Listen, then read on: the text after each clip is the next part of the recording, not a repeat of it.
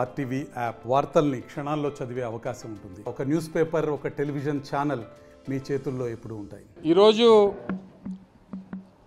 Telugu Desam party, Janasena ఉమ్మడి అభ్యర్థుల ప్రకటనకు సంబంధించి వైఎస్ఆర్ కాంగ్రెస్ పార్టీ ఆలోచన ఏంటంటే, వారి ఉమ్మడి అభ్యర్థుల ప్రకటన అనేటువంటిది వారి ఇరు పార్టీలకి చూపించుకునేటువంటి బలం కన్నా వారు చేసినటువంటి ప్రకటన తర్వాత ఆ రెండు పార్టీల తాలూకా బలహీనతలు ఎక్కువగా బయటపడ్డాయనేటువంటిది నా అభిప్రాయం. ఎందుకంటే ఒక తుప్పు పట్టినటువంటి సైకిల్ ఒక పక్క, పగిలిపోయినటువంటి గాజు గ్లాస్ ఒక పక్క, ఈ రెండిట్లకి గోల్డ్ కోటింగ్ వేసి మాకేదో బ్రహ్మాండంగా ఉంది అనేటువంటి విధానాన్ని చెప్పేటువంటి విధంగా ఈరోజు వారి అభ్యర్థుల ప్రకటన ఉంది అనేటువంటిది నా భావన కానీ, మా పార్టీ భావన కానీ. ఇప్పుడే సోదరుడు అడిగినట్టు ఒకసారి సామాజిక న్యాయం లేకపోతే ఇంకోటో అని మాట్లాడేటువంటి తెలుగుదేశం పార్టీ కానీ, జనసేన కానీ, బీసీల పార్టీగా చెప్పుకునేటువంటి తెలుగుదేశం పార్టీ కానీ ఎంతమంది బీసీలకు ఇచ్చారు, ఏ సామాజిక వర్గాలకు ఇచ్చారు అనేటువంటిది ఒక్కసారి, ఎందుకంటే వారు చేసినటువంటి ప్రకటనలో కూడా ఆఖరిలో ఐఏఎస్ ఆఫీసర్కి ఒకసారి రిటైర్డ్ ఐఏఎస్ ఆఫీసర్కి ఇచ్చుంటారు, ఐఏఎస్ ఆఫీసర్కి కాదు, రిటైర్డ్ ఐఏఎస్ ఆఫీసర్కో లేకపోతే గ్రాడ్యుయేట్స్కో పోస్ట్ గ్రాడ్యుయేట్స్కో ఇచ్చారనేటువంటిది వారి ప్రకటనలో చూసాం. కానీ ఎంతమంది బీసీలకు ఇచ్చారు, ఎంతమంది ఎస్సీ ఎస్టీ మైనారిటీలకి, మిగిలినటువంటి సామాజిక వర్గాలకి ఏ రకంగా ఇచ్చారో ఒకసారి జస్టిఫై చేసుకోవాల్సినటువంటి అవసరం ఉంది. సరే, అవన్నీ వారి అంతర్గతమైనటువంటి వారి పార్టీ విషయాలు అయినప్పటికీ మీ పార్టీల తాలూకు బలం ఏంటి, మీ ఇరు పార్టీలు అభ్యర్థులు ప్రకటించారు, సరే మీ పార్టీల తాలూకు బలం ఏంటి అని అంటే మా పార్టీల తాలూకు బలం మా పొత్తే అని చెప్పుకునేటువంటి పరిస్థితిలో ఉన్నారు వాళ్ళు. కానీ అదే వైఎస్ఆర్ కాంగ్రెస్ పార్టీ ఒంటరిగా పోటీ చేస్తుంది. మీ బలం ఏంటంటే గడిచినటువంటి 5 సంవత్సరాలుగా జగన్మోహన్ రెడ్డి గారి నాయకత్వంలో మేము చేసినటువంటి సంక్షేమం, అభివృద్ధిని చూసి ఓటేయమని చెప్పి ఒక పక్క వైఎస్ఆర్ కాంగ్రెస్ పార్టీ చెప్తా ఉంటే, మేము ఇద్దరం కలిసాం కాబట్టి మాకు ఓటేయండి అని చెప్పుకునేటువంటి పరిస్థితుల్లో ఈరోజు ఆ ఇరు పార్టీలు ఉన్నాయి. అంతేగాని నేను 3 సార్లు ముఖ్యమంత్రిగా పనిచేశాను రాష్ట్రానికి, గతంలో ఈ పథకాలు ఇచ్చాను, ఈ కార్యక్రమాలు చేశాను కాబట్టి అవి చూసి నాకు ఓటేయండి అని చెప్పుకోలేనటువంటి దుస్థితిలో చంద్రబాబు నాయుడు ఒక పక్క, నన్ను ప్రజలు కోరుకుంటే నేనే ముఖ్యమంత్రిని అవుతానని చెప్పుకునేటువంటి పవన్ కళ్యాణ్ గారు, అయ్యో పాపం 24 సీట్లే ఇచ్చారు కదా, సరే ప్రజలకు మీరు సమాధానం చెప్పాల్సినటువంటి అవసరం లేదు, కానీ కనీసం మీ పార్టీలో ఉన్నటువంటి మీ పార్టీ కార్యకర్తలకి, మీరు గొప్పగా చెప్పుకునేటువంటి జన సైనికులకి, అరే 24 సీట్లలో మనం పోటీ చేస్తే మనం ముఖ్యమంత్రి కాలేము, మన స్థాయి ఇంతే అనేటువంటి పరిస్థితిని, ఆ పరిస్థితికి ఏం సమాధానం చెప్తారో మీ పార్టీ కార్యకర్తలకు కూడా ఒకసారి ఆలోచన చేసుకోవాలి. చివరికి ఇది ఎలా ఉందంటే మనం చూసాం, వెస్ట్ గోదావరి నుంచి కనీసం ఒక సీటు కూడా ప్రకటించినట్టుగా కనబడలేదు.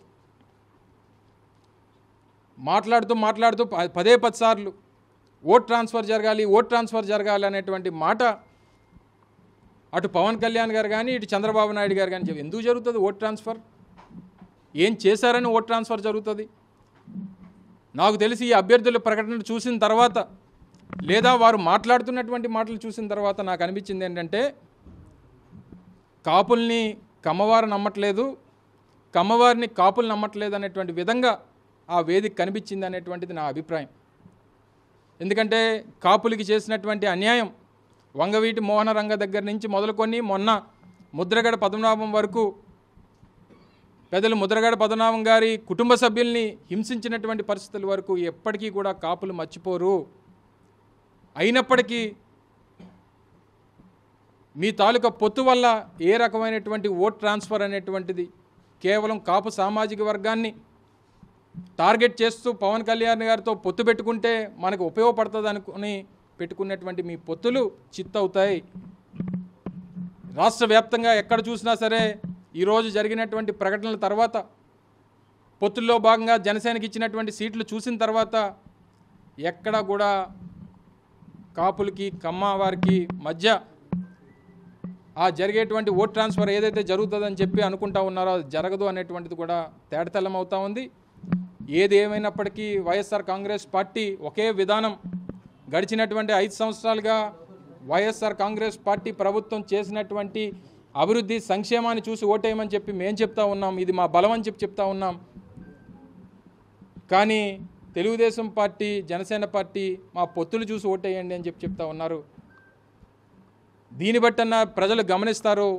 తప్పకుండా మళ్ళీ వైఎస్ఆర్ కాంగ్రెస్ పార్టీని రెండోసారి ఈ రాష్ట్రంలో అధికారంలోకి తీసుకొస్తారని చెప్పి బలమైనటువంటి ఒక నమ్మకంతో ముందుకెళ్తా ఉన్నాం. దానికి సజీవ సాక్ష్యాలుగా అనేక సభలు, సిద్ధం సభలు కానీ ఇతరితర సభలు కానీ సాక్ష్యంగా కనబడతా ఉన్నాయనేటువంటి విషయాన్ని మరొకసారి మీ ద్వారా తెలియజేస్తా ఉన్నాం. సోషల్ ఇంజనీరింగ్ మేము అద్భుతంగా చేశాము, వాటిని దృష్టిలో పెట్టుకొని సీట్లు ప్రకటించాము, కొంతమంది కొత్త వారికి అవకాశం కల్పిస్తున్నాము అని చెప్పేసి కూడా చెప్తున్నారు. అయితే ఇదే సమయంలో మీ నియోజకవర్గంలో మాత్రం మాజీ మంత్రి పంతల రామకృష్ణ గారికి సీట్ ఇచ్చారు. ఎట్లా చూడాలి? నాకెక్కడ కూడా సోషల్ ఇంజనీరింగ్ అనేటువంటిది వారు ప్రకటించినటువంటి 99 సీట్లో ఎక్కడ కూడా సోషల్ ఇంజనీరింగ్ కనిపించలేదు, కానీ ప్యాకేజ్ ఇంజనీరింగ్ కనిపించింది.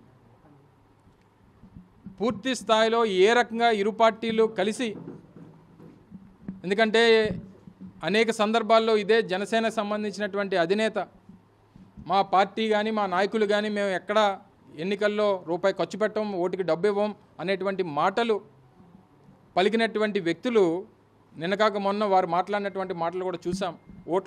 ఓట్లని డబ్బులతో కొనాల్సిందే అనేటువంటి మాట వారు మాట్లాడినటువంటి వేదికను చూసాం. సో ఇది చూసిన తర్వాత ఇంకా సోషల్ ఇంజనీరింగ్ అనేటువంటిది ఎక్కడ కనిపిస్తూ ఉంది? కేవలం ప్యాకేజ్ ఇంజనీరింగ్ మాత్రమే కనిపిస్తూ ఉంది.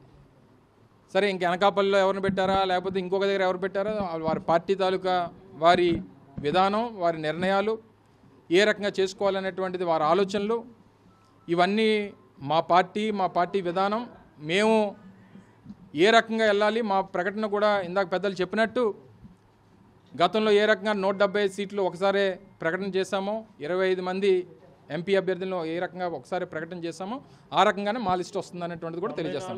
98 మంది అభ్యర్థుల జాబితా విడుదల చేసినప్పుడు కనీసం పవన్ కళ్యాణ్ ఎక్కడి నుంచి పోటీ చేస్తున్నారో కూడా అందులో ఎక్కడ 99 కదా, ఓకే 99 పవన్ కళ్యాణ్ ఎక్కడి నుంచి పోటీ చేస్తున్నారు అనేది కూడా చెప్పలేదు. దాన్ని బహుశా నాకు తెలిసి చంద్రబాబు నాయుడు గారు ఇంకా క్లారిటీ ఇచ్చి ఉండరు. పవన్ కళ్యాణ్ గారు ఎక్కడి నుంచి పోటీ చేయాలనేటువంటిది నాకు తెలిసి ఈ ప్యాకేజ్ ఇంజనీరింగ్లో భాగంగా బహుశా చంద్రబాబు నాయుడు గారు ఇంకా క్లారిటీ పవన్ కళ్యాణ్ గారికి ఇచ్చుండరు. నువ్వు ఎక్కడి నుంచి పోటీ చేయాలి, ఎక్కడ నిలబడాలి, ఏం చేయాలి, ఏ మీటింగులకి హాజరవ్వాలి, లేదా ఏ సీట్లు మీ పార్టీకి ఇస్తాననేటువంటిది ఇవన్నీ చంద్రబాబు నాయుడు గారు నిర్ణయం మేరకు జరుగుతూ ఉంది. 94 సీట్లు ఆయన ప్రకటించడం ఏంటి, 5 సీట్లు ఈయన ప్రకటించడం ఏంటి? నేను గతంలో కూడా ఒక సందర్భంలో చెప్పా, గతంలో చంద్రబాబు నాయుడు గారు 2 సీట్లు ప్రకటించారు కాబట్టి నేను 2 సీట్లు ప్రకటిస్తున్నానని చెప్పినటువంటి వ్యక్తి మరి ఈరోజు ఆయన 94 ప్రకటిస్తే మీరెందుకు 5 ప్రకటించారు? అదే అంటున్నా, ఎవరి భవిష్యత్తు ఏంటో అనేటువంటిది క్లియర్గా కనబడతా ఉంది. వారు మాట్లాడేటువంటి ప్రతి మాట మేము అధికారంలోకి రావడం కోసం పొత్తు పెట్టుకున్నామని చెప్తా ఉన్నారు తప్ప ప్రజల కోసం కానీ గతంలో మేము చేసినటువంటి పనులు చూసి కానీ మీరు ఓటేయండి అని చెప్పి ఎక్కడ చెప్పట్లేదే. మళ్ళా ధైర్యంగా చెప్పానండి, మేము 5 సంవత్సరాలే పరిపాలన చేశాం, 5 సంవత్సరాల్లో మేము చేసినటువంటి కార్యక్రమాలు చూసి మాకు ఓటేయమని చెప్పి జగన్మోహన్ రెడ్డి గారు ప్రతి సభలో చెప్తా ఉన్నారు. చంద్రబాబు నాయుడు గారు 14 సంవత్సరాలు ముఖ్యమంత్రిగా చేశారు. చెప్పానండి, నేను 14 సంవత్సరాలు ముఖ్యమంత్రిగా పనిచేసినప్పుడు ఈ రాష్ట్రానికి ఇది చేశాను కాబట్టి మళ్ళీ అటువంటి కార్యక్రమాలు చేస్తాను కాబట్టి నాకు ఓటేయండి అని చెప్పానండి. ఈరోజు పొత్తులు పెట్టుకోవాల్సినటువంటి అవసరం ఒక రాజకీయ పార్టీగా సరే ఆయనకి అది అలవాటు. సో ఇవన్నీ జరుగుతున్నటువంటి క్రమంలో లేనిపోయినటువంటి విషయాలు ప్రజలకు చెప్పి నమ్మించి మోసం చేయొద్దు అనేటువంటిది కూడా నా తాలూకా అభిప్రాయం. చంద్రబాబుకి సంబంధం ఏంటి అసలు? చంద్రబాబు క్లియరెన్స్ ఇవ్వాల్సిన అవసరం ఉంటుంది, ఎందుకంటే పార్టీ ఏంది, ఈయన తరఫున అభ్యర్థులు నిలబెడతారు. ఇందాక నీకు చెప్పా, మీరే అడిగారు సోషల్ ఇంజనీరింగ్ కానీ, సోషల్ ఇంజనీరింగ్ కాదు ప్యాకేజ్ ఇంజనీరింగ్ అని చెప్పాను. ప్యాకేజ్ ఇంజనీరింగ్ వచ్చిన తర్వాత ఇంకా ఆయన తాలూకు నిర్ణయాలు ఏముంటాయి చెప్పండి? అది నిజంగా ఒక కాపువాడిగా అసలు ఆయన 2 సీట్లు ప్రకటన చేసినప్పుడు తర్వాత రోజు వచ్చి ఈయన 2 సీట్లు ప్రకటన చేస్తే అబ్బా కాపోడు పౌరుషం చూపించారా, ఆయన 2 అంటే మనం 2 అన్నాడు అంటే మంచి పోటాపోటీగా సీట్లు ప్రకటిస్తారేమో, ఇద్దరు చెరో 80 సీట్లు పోటీ చేస్తారేమో, లేకపోతే చెరో ఓ 100 అయినా పోనీ ఈయన ఒక 75 పోటీ చేస్తాడేమో ఆశించాం. ఆ పార్టీ నాయకులు ఆశించారు. సరే మా సంగతి పక్కన పెట్టండి. ఆ పార్టీ నాయకులు కార్యకర్తలు ఆశించారు. ఆయన 2 అంటే ఈయన 2 అన్నాడు, ఆయన 50 అంటే ఈయన ఒక 50 అంటాడేమో అనుకున్నారు. మరి ఆయన 94 చేస్తే ఈయన 5 చేయడం ఏంటి? ఓ మళ్ళీ మధ్యలో అదొకటి ఉందండి. ఇంకా బీజేపీకి కూడా ఇస్తే ఇంకెన్ని తగ్గిపోతాయో ఇందులో. సో ఎంతమంది పార్టీలు, ఇన్ని రాజకీయ పార్టీలు, సో ఏదైనా చివరికి ఉండాల్సినటువంటిది ఒక విధానం. ప్రజలకి ఏం చేస్తున్నాం అన్నట్టు, ప్రజలకి ఏం చేయబోతున్నాం అనేటువంటిది చెప్పి, గతంలో ఏం చేసామనేటువంటిది చెప్పి ఓటు అడిగేటువంటి పరిస్థితులు ఉండాలి తప్ప, క్రెడిబిలిటీ అనేటువంటిది చాలా ముఖ్యం రాజకీయాల్లో. ఆ క్రెడిబిలిటీ మా నాయకుడు జగన్మోహన్ రెడ్డి గారికి ఉంది అనేటువంటిది ఈ గత 5 సంవత్సరాల్లో నిరూపించుకున్నాం. మళ్ళీ అదే విధానంతో వెళ్తాం. ఆ క్రెడిబిలిటీ మీద రేపు ఓటు పడుతుంది. రేపు డెఫినెట్గా మళ్ళీ 2024 ఎన్నికలు రెండోసారి ఈ రాష్ట్రంలో వైఎస్ఆర్ కాంగ్రెస్ పార్టీ అధికారంలో రావడం ఖాయం. అది ఎంతమంది తలకిందులో తపస్సు చేసినా ఏం చేసినా సరే దీన్ని మార్చేటువంటి శక్తి ఎవరికి లేదు.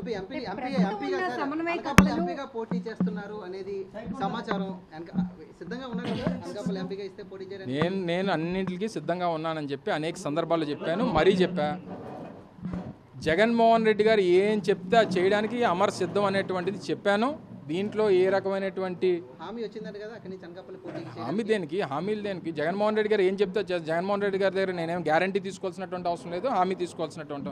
ఈరోజు పిలిచి చెయ్యి అని చెప్తే ఇచ్చేస్తాను, రేపు పిలిచి ఇంకోటి చేయమంటే అది చేస్తాను. సో నా వరకు నాకంటే ఎక్కువ తాపత్రయపడుతున్నటువంటి మీలాంటి వారికి నా తాలూకా మాట ఏంటంటే, మీరు గాబరా పడకండి.